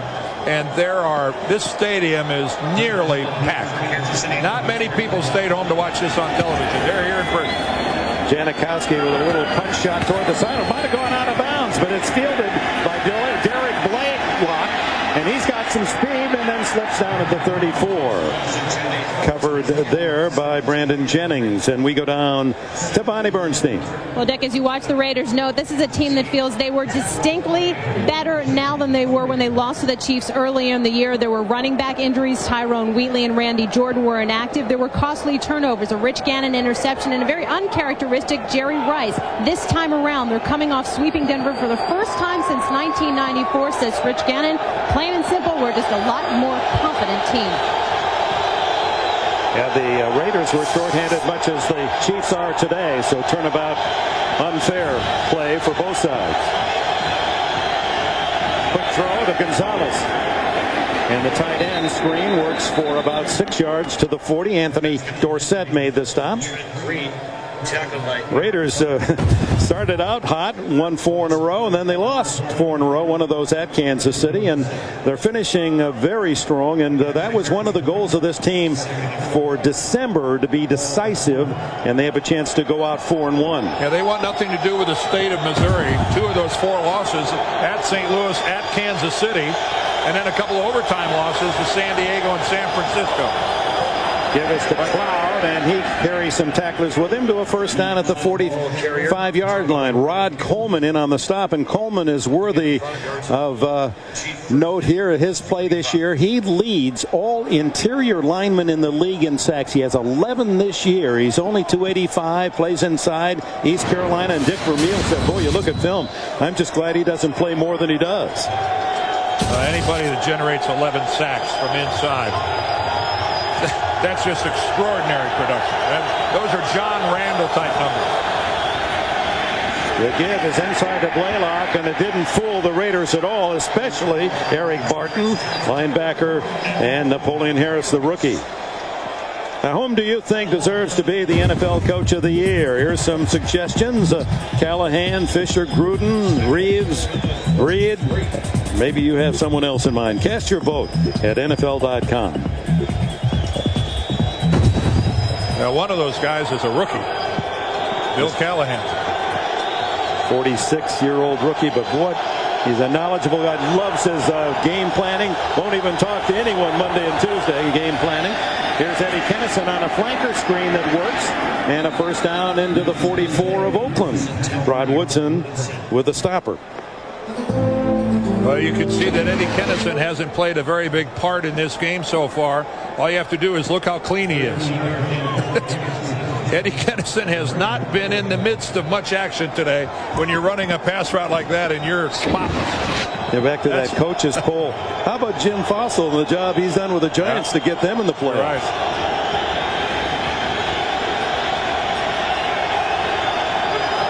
Trailing 17-0. The Chiefs' first possession, second half. Fake the reverse, and the screen is going to go for a loss as Blaylock smothered by Napoleon Harris, the #1 pick of the Raiders out of Northwestern this year, and started in game 1 in that middle linebacker position. Anyone named Napoleon automatically goes to the Raiders in the draft. That's one of the NFL rules. Isn't that the truth? A lot of nifty ball handling, but talk about a dead play. That was Napoleon Harris. Just that was he might as well have been the intended receiver. All the faking and everything, that didn't affect him whatsoever. Third Napoleon, following Napoleon McCallum and Napoleon Kaufman to play in the silver and black. This time they give it to Hall, and he can't get away from Reagan Upshaw for the moment. Finally kicks free and is tackled at the 46-yard line, but Upshaw slowed down the play. Well, that's called honoring your responsibilities. And Reagan Upshaw had backside contained. He didn't get sucked down too far inside. And Dante Hall trailing about 4 feet of tape behind him. Look at that. Look at the spray. This guy. That's his lifeline in case he gets lost in all that water. Little guy, you know how to find him. Upshaw should have just held on to the tape. Third down and 20. And Trent Green has to call a timeout with just under 3 minutes left in the third. Raiders in command, 17-0. Draw play. Blaylock finds some open room, belts his way down to the 39-yard line, but they needed 20, and he got 16. Anthony Dorsett got him to the wet turf. Well, I think they picked up enough yardage where the Chiefs are going to go for it on 4th down, or at least ought to think about going for it on 4th down. Green waved off the punting team, said, get out of here. That was, you say, why on earth do you run a draw? Well, sometimes in that situation, they really work for you. And Kansas City has to spend its second timeout. We're backing on 4th down and 4. Green to throw.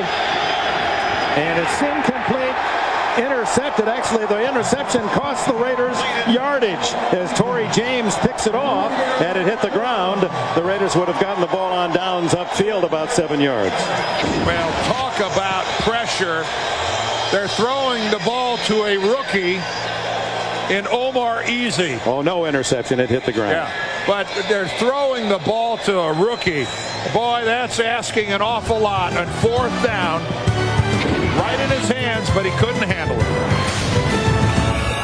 Raiders take over on down. Bill Romanowski, 240 consecutive NFL games. He's never missed a game all the way back to junior high school, college, now in the NFL. This guy answers the bell every weekend. And he plays with such an intensity. This guy's motor runs, it just runs at a pace that a lot of guys can't keep up with it. And how much did the Denver defense, do you think, this year miss Bill Romanowski? Not just his play on the field, but the intangibles that intensity brings with it. Yeah, that spirit of toughness. He said, I know I still want to play because I love to prepare.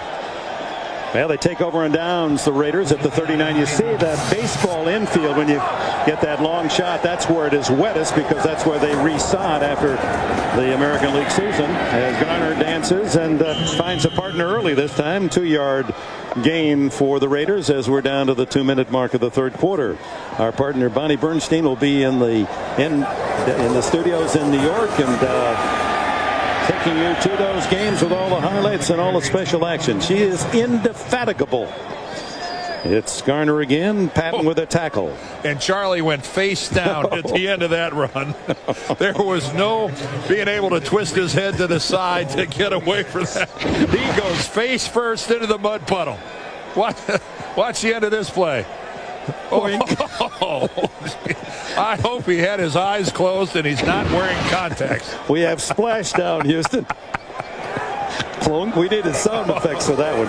On third down, Garner, they can't get him down in time, and he has a first down as he fights his way to the 46. What a game for Charlie Garner. If there is a most underrated player, unrecognized player in the league, here's the man. He is a super player. It might be to the casual fan, and it might be to someone who doesn't watch, but anyone who plays in this league, anyone who covers this league, Charlie Garner is no surprise whatsoever. He did it at San Francisco. He's done it everywhere he has been. But this offense is just perfect for Charlie Garner. Tyrone Wheatley is here to do a lot of the heavy lifting. His receiving skills make Rich Gannon a happy guy. On first down, it's Wheatley in for Garner, and the big back carries white jerseys with him down to the 38-yard line as the third quarter comes to a close. Wheatley and Garner as they just are rushing Kansas City through the wet mud of the Coliseum in this one. 3 in the book. Raiders 17, Chiefs nothing. We ran into a Raider fan at halftime. He said, "That's not rain. Those are tears for Deion. We thought we had Deion Sanders coming out here." Give us to Wheatley. And Wheatley stopped right at the sticks as Eric Hicks makes the tackle. Let's go down to B square. Well, Dick, Lincoln Kennedy is done for the day. Not so much because his groin injury is that severe, but more as a precaution. The place where he makes his living, between the trenches, between the numbers, is a mess on the field. One other network nugget, as Dan likes to call it. Rich Gannon, not a glove guy, but because of the weather in the Bay Area the last 2 weeks, he's been practicing with gloves and is using them in the game. All right, thanks, Bunny. And indeed, there he is. Gloves, and it's something more and more quarterbacks in wet and cold weather finding that they can throw the ball just as well. Well, Rich, it's all about feel for quarterbacks, and it's not where you make a decision at the last minute. Oh, I think it's wet today, and I'll wear gloves. You've got to put in the time practicing with them. You've got to log a lot of hours out on the practice field wearing them, because I can't imagine being a quarterback and coming out and trying to wear gloves in a game where I really haven't had a whole lot of experience wearing them in practice. That was short of the first down. You know, the Gannon story is really inspirational to any athlete in any sport. Here's a guy that was drafted out of the University of Delaware. They didn't think he could be a big league quarterback, so New England thought, well, in the fourth round we'll make a running back. He runs well, or a defensive back, and he kind of labors through. He had some good seasons, but there was always another quarterback to take his spot until he came here 4 years ago, and now he's won 4 straight Pro Bowl nominations. Twice he's been the MVP in the Pro Bowl, and might well be the league MVP this season. And a couple of NFL records there at the bottom coming in with his 411 completions, the 300-yard games. And he was tickling Dan Marino's yardage record. Was. Third down, and who else but Zach Crockett? That's a long run for him. That's about 3 yards on 3rd and 1. And another first down.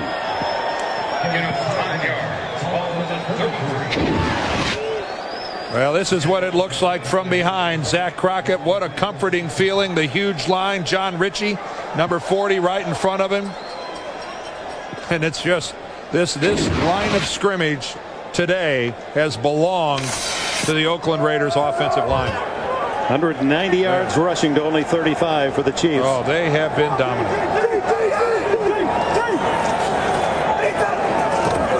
And the toss to Wheatley. Running downhill. Into the sideline and out of bounds with another first down at the 21-yard line. And we talked about Rich Gannon tickling Dan Marino's record. He needed 475 yards. And what do you think Marino said when back at the CBS studio when he saw the weather out here today? He won't be over 5,000. I'm the man over 5,000 yards in the season. Oh, what a bad break for old Rich. What a bad deal. Dan would never admit it, but what player after all those great years doesn't protect his mark in this league? Left in this league. Up the middle, Crockett to the 20. And they use Crockett on first down. Dwayne Clemens and John Browning up front for the Chiefs to make the tackle. Dilutes the drink. On second down from the 20. Garner manages to get back to the line of scrimmage where it'll be third down and 7. Charlie Garner from the University of Tennessee, and how many great running backs have come out of that volunteer camp. Every year there seems to be a top-notch talent. I just love Charlie's all-around game. He's not a big guy, but yet he's capable of running with power. He brings an explosiveness and a quickness. I think we've all seen him demonstrate that over his career. But with 91 receptions coming into the game today, there's a guy that has a complete game. On third down, and it's short yardage here for Garner. John Browning makes the stop for Kansas City, and gallantly trying to hang close here as time runs out on them. 11.5 minutes, down by 17 in these conditions. And I think we were all shortchanged something very special when Priest Holmes went down in Denver 2 games ago. He just had a chance to put together one of the great years that any running back in the NFL has ever had, and he still did, even only playing 14 games. 13 and change, because 13 and change, right? On fourth down and 4, a long 4. Gannon looking for Brown. He's covered. Gannon is hit as he throws, and the Chiefs take over. They're going to call out a fumble, and as they go through the mire, Kansas City finally gets a turnover as Shenard Hartz, the safety, and Derek Ransom collaborate on that hit of Gannon. Ransom recovering the loose ball. There's Hartz with the hit. And Ransom, well, where is it? It's there somewhere for you, Derek. With the sack, Ransom almost recovered, but pushed it along where teammate Marcus Patton fell on the loose ball, and on the turnover, the Chiefs at their own 32. Still without a point on the board, and Mike Cloud gets only a couple yards out to the 35 before John Perella makes the stop. Well, they can almost do some of that slipping and sliding and mogul action here at the Coliseum. Well, it's been a bumpy ride for Trent Green and the Kansas City offense. They still haven't even reached the 100-yard mark in total offense.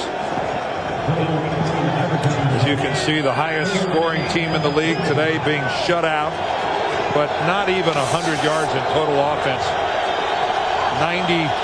92 or 3 yards is all they've been able to put together so far. And a shotgun on 3rd and 8, and timeout's going to be called.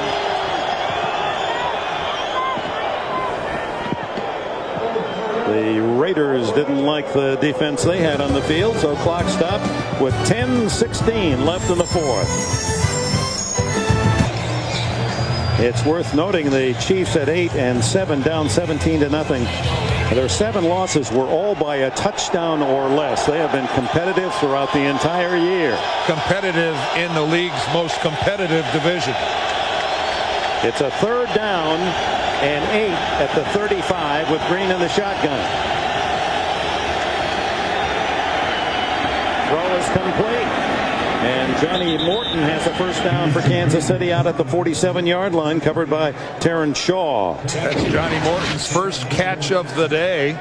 Eddie Kennison, the other wide receiver, only has 2. And keep in mind, it's not like the wide receivers on the other side are getting a lot of work. Jerry Rice and Tim Brown only have 4 between them, 2 each. So this game has been played on the inside. Hurry up offense for the Chiefs, and off the fingertips of Mark Bo Richter. Derek Gibson there close on the coverage for the Raiders. The Chiefs have struggled all day to try to get something going. Give a lot of credit to this Raider defense. They have been all over the place, and they've tried trick plays. Dante Hall coming around the corner. He can't get away from Reagan Upshaw and ends up getting a face full of water. And the NFL's second best rushing team at 156 yards a game today. A grand whopping total of 37. Green on 2nd and 10. Over the top and complete for a first down to Bo Richter. And the young man from Hastings. And now a flag is thrown back at the line of scrimmage. Let's check that out. Kansas City's margin of error is getting awfully slim. Holding, defense number 50. The penalty is declined. First down. Eric Barton, the linebacker, with a hold. So the first down at the Raider. Let's see where they do spot it, inside the 40-yard line. And you see Bill Callahan looking at the scoreboard. He knows in the National Football League, 9.5 minutes is plenty of time to score 17 points. Green and the offense now working into the wetter part of the field at this end. A wobbler should have been intercepted. Torrey James had his hands on it.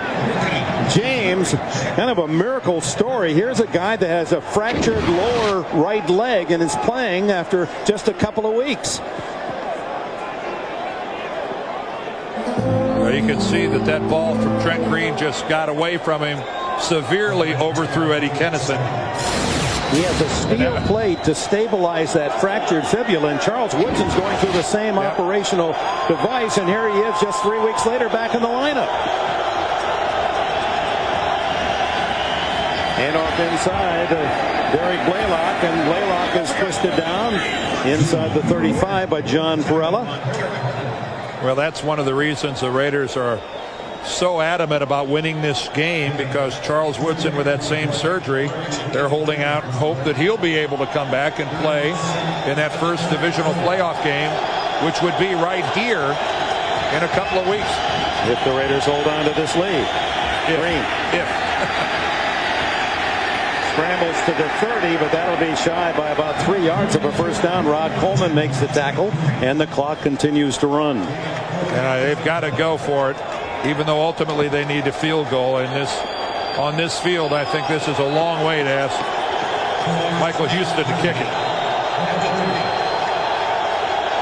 4th and a long 3, even longer considering what's directly ahead, a big pond. Green shakes free, throws it up, incomplete.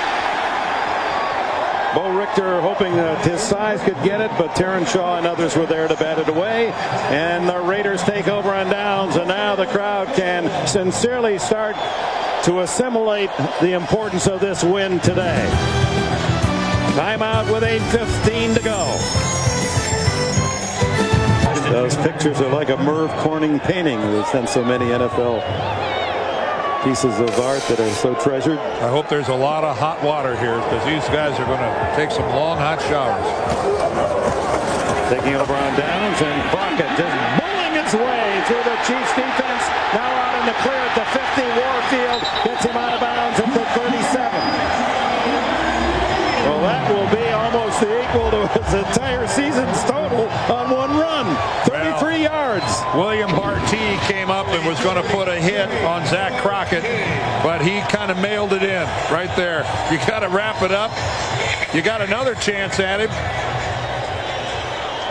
And Zach Crockett that time, I think who had the bigger heart on that particular play? I think Zach Crockett was the guy who wanted that most. He wanted it the most. Kansas City's day total 44 yards rushing, and Crockett gets 33 on that rumble. Out of Florida State, we talked about his brother last week, Henri Crockett, who was a linebacker with the Minnesota Vikings. First down at the Chiefs 37.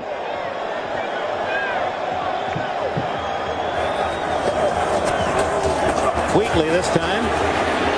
Chase to the sidelines, turns the corner, and then is pushed out of bounds near the sticks.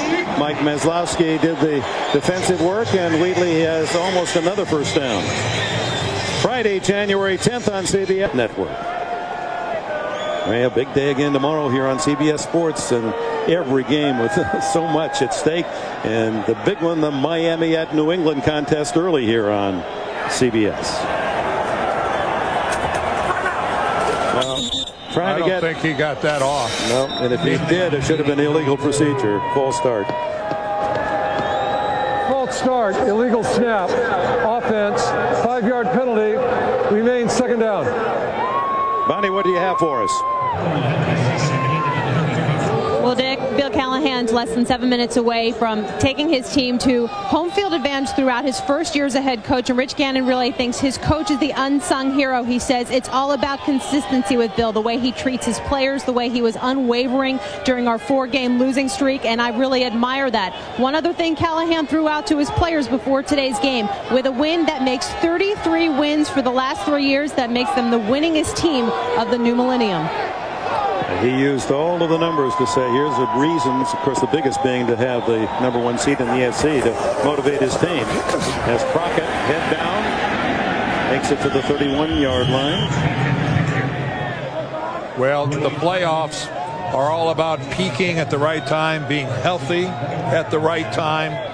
The Raiders right now, if they get Charles Woodson back, if he comes back and can be a productive player during the playoffs, this is a relatively healthy football team. This is a team that its role players are all playing the game at a high level. They're well coached. Such outstanding veteran leadership in guys like Rice and Brown and Gannon. Rod Woodson. The Raiders seem to have it all going for them right now.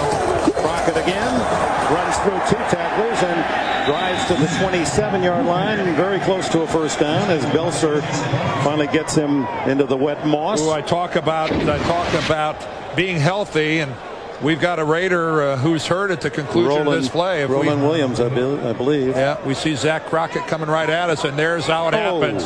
Ooh, he lands right on the back of the left leg, it looked like, of Roland Williams, their tight end, who's been hurt with a turf toe, and you could see that they fell right on his exposed leg. The Raiders playing to the conditions, running the football, and they pounded out well over 200 yards, rushing in a 17-0 lead as they attend to Roland Williams on the sidelines. Wheatley with a carry, just shy of the first down on the first down carry. Eric Hicks with a tackle.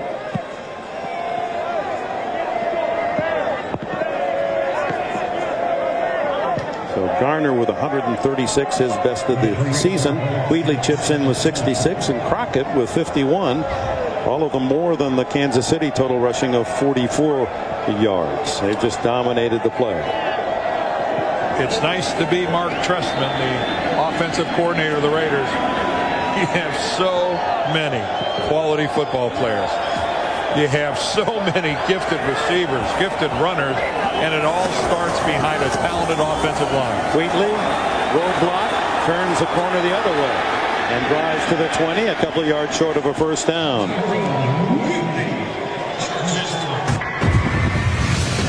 Well, it's pretty easy to keep track of this game. All the scoring belongs to the Raiders. Charlie Garner walks right into the end zone.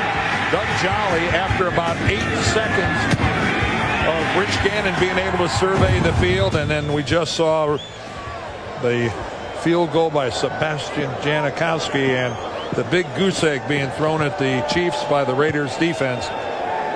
They have owned this game from the very beginning. Third down and short 4. There goes Crockett. First down to the 12. 3 Chiefs to bring him down. You know, Dick, initially I thought Kansas City was going to get off to a good start. Dante Hall with the kickoff return runs it all the way into Oakland territory, and nothing came of it. Zach Crockett enjoying, I think, getting a chance to carry the football in something other than just short yardage situation. NFL Films will have fun with this. We've had fun with it. This is the type of game where this is where football in many ways I think looks its very best. In the elements. Crockett again at the 10 and down to the 9-8-yard line. Slowed up by Warfield, and finishing the job was Jason Belser. Well, here's our lineup tomorrow. Tune in early, 9 o'clock out here in the west. Second from the left was smiling. I know. No, that was Dan Marino. Second from the left. I know why he's smiling. I was just wondering if Sanders was a mutter. I don't remember if he was a mutter or not. Didn't matter to Dan. Crockett, couple yards. Well, Dan Marino just glad to see Rich Gannon handing the ball off so much today. Timeout called with just 2:22 left. The Raiders 17 up. Third down and 5 inside the 10, leading 17-0. Crockett into the end zone for a touchdown.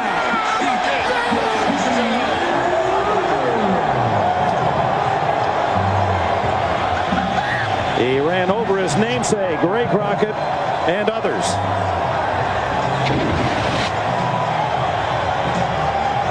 Coming right at you. There's Ray Crockett. There's Jason Belser. Both of them end up on the ground and barely even slowing Zach Crockett down whatsoever. I think Zach Crockett has shown a little exuberance here in getting to run the football in more of a conventional setting. I think he's having a little fun. Janikowski kicking this one offline a bit just to get in a dry spot.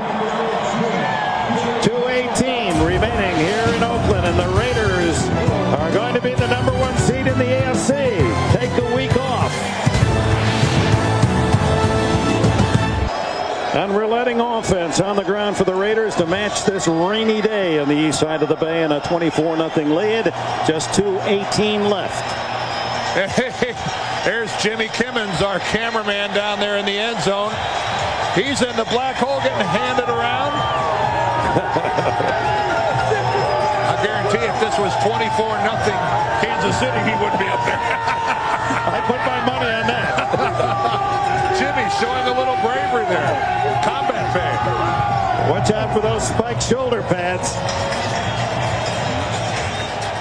Well, another big-time drive, and Kansas City's just been, they have lost the battle of being physical today to the Raiders. Victimized all day by poor tackling in their secondary. Janikowski toward the sideline to Blaylock. And he surfs his way out to the 30.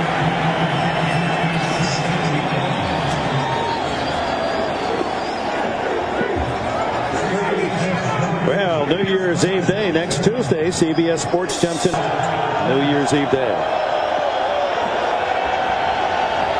2:09 left for the Chiefs to try to get something on the board. They go to the screen, and this will get some yardage. Blaylock at the 40. And Blaylock out to the 49-yard line before Eric Barton can make the tackle. And Barton comes off holding his left forearm. 2 minutes to go in Oakland.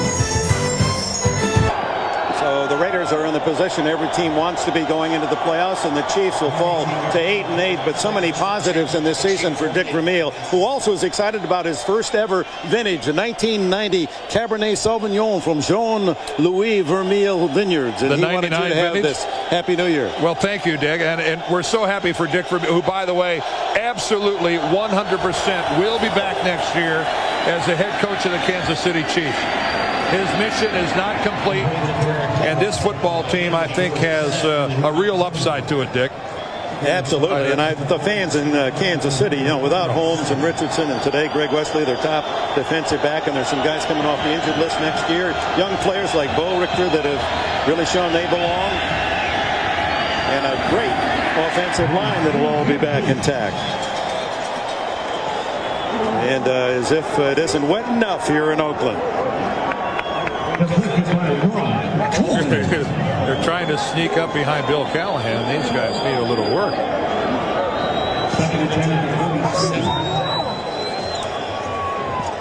Since 1994, the last time that the Chiefs were shut out by the then Los Angeles Rams.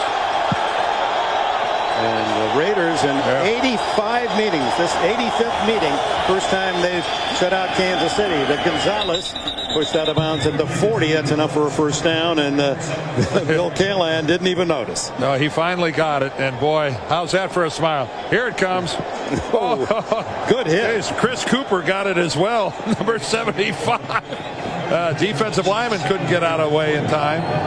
The players they really love and respect Bill Callahan. The job he's done, as Dick mentioned earlier, has never before been a head coach. He was the offensive coordinator under John Gruden. They're still very close friends. I imagine John is watching and cheering for his pal Callahan. And that one almost intercepted by Terran Shaw. Could have been a touchdown intended for Mark Bo Richter. Well, this Raider team has been very businesslike this year.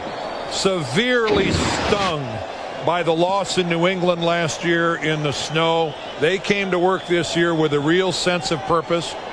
They also are quick to point out that they remember having the home field advantage and losing here to the Ravens when Baltimore went ahead and won the Super Bowl. And last year would have had the home field but lost to the Jets in this game, the last one. So I think you'll see, I think they'll be pleased with what they've accomplished. But this is a football team that very much knows that it means nothing if they don't finish it off. It will be unfulfilled potential and promise for the Raiders if they don't finish this season off with a trip to the Super Bowl. Well, when you look at those veterans of 6 over 36, all Pro Bowl stuff, the Rice and Browns and the Romanowskis, that's why they're here, to get one more ring. As Green goes down and a flag as well. I think the Raiders were well offsides. A couple of the Raiders were well upfield before the snap of the ball. Offside, defense, number 99. 5-yard penalty will result. First down. And of course, last season's AFC divisional playoff game in the snow. Referee Walt Coleman ruled that play a Tom Brady fumble recovered by the Raiders as an incomplete pass. The Tuck rule forever to be embraced by Patriot fans and to be rued by those here in Oakland. But Gannon, when we talked to him very early in the season, said, I put that on me. Had we won against the Jets in Oakland in Game 16, we wouldn't have been in the snow in Foxborough. There goes Roland Williams up to the locker room, the tight end for the Raiders. He's got a sprained MCL, which is a ligament in the knee. Green going deep to the end zone, almost intercepted on that one. And the shutout almost disappeared as well, as Bo Richter almost got that. Tonight, it's a great night for drama on CBS. Will be kids. There goes a cup of mud.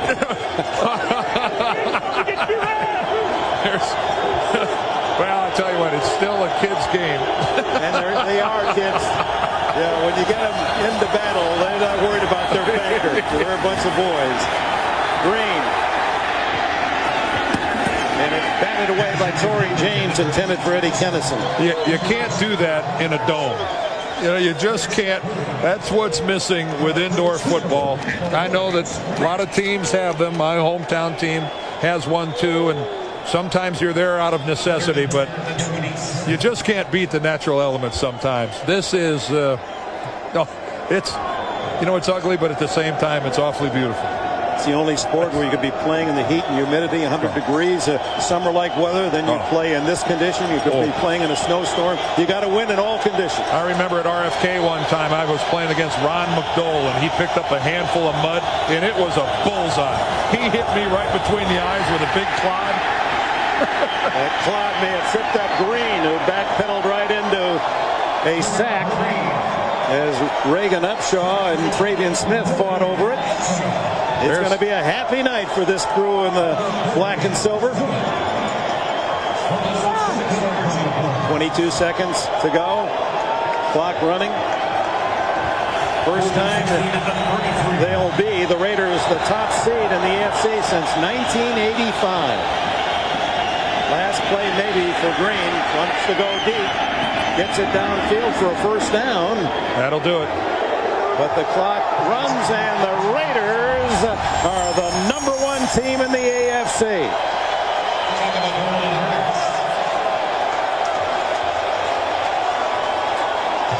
Bill Callahan, in his first year as head coach of the Oakland Raiders, has them in the ideal position. They get a bye and home field advantage as long as they win. And a great look there at Bill Callahan shaking hands with Mike White, who gave him his first job as a graduate assistant at Illinois. And there he is with Dick Vermeil. And White now an assistant to Dick Vermeil in Kansas City. The Chiefs say goodbye to the season on the final game of the 2002 regular year. The Raiders are locked in. They know what's ahead, and you'll find out the rest tomorrow as all the pieces of the puzzle are put in place.